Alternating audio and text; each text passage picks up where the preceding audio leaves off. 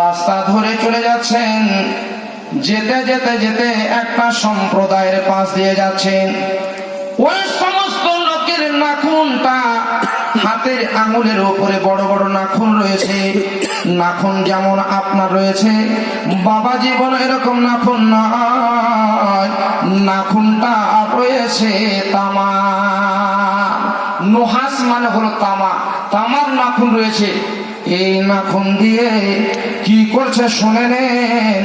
এরকম ভাবে গালের মাংস গুলোকে ছিঁড়ে নিচ্ছে, এরকম ভাবে বুকের মাংস গুলোকে ছিঁড়ে নিচ্ছে।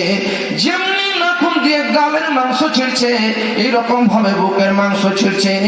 আল্লাহ নবী তখন জিবরাইলকে বলছেন, জিবরাইল রে,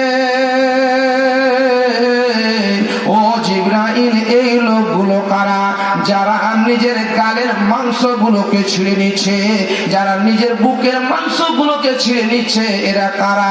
আল্লাহ নবী যখন জিজ্ঞাসা করলেন, নবীকে বলা হচ্ছে, নবী গো, এই লোকগুলো হলো দুনিয়াতে এরা নিজের ভাইয়ের মানুষের মাংস খাওয়া পছন্দ করত, তার মানে গীবত করতো এরা। এবার গীবতটা কত বড় গুনাহ শুনে নিন। যে আপনাদেরকে আমি বলবো শেষের বেলায় হাদিসটা, কিন্তু একটা জায়গায় আপনাদেরকে নিয়ে যাই, যে কিছু কিছু জায়গায় যদি আপনি আলোচনা করেন, মা বোন আলোচনা করে, তাহলে গীবত হবে না। এক নম্বর জায়গা আপনাদেরকে বলে দিচ্ছি, ভাইজান বসেন, কথা শুনে যান।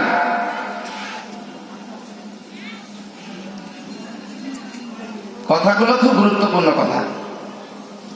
এক নম্বর, আপনি বিচার চাইতে গেছেন, বিচারককে যার ব্যাপারে বিচার চেয়েছেন সব খুলে খুলে বলতে পারেন।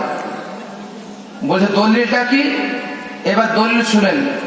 আল্লাহর নবীর একটা চাচা ছিলেন, যেই চাচার বুকটাকে চিরে কলিজা চিবিয়ে একটা মহিলা চিবিয়েছিলেন দাঁতে।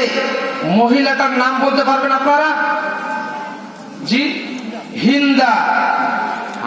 এই মহিলা, তার স্বামীর নাম হলো আবু সুফিয়ান।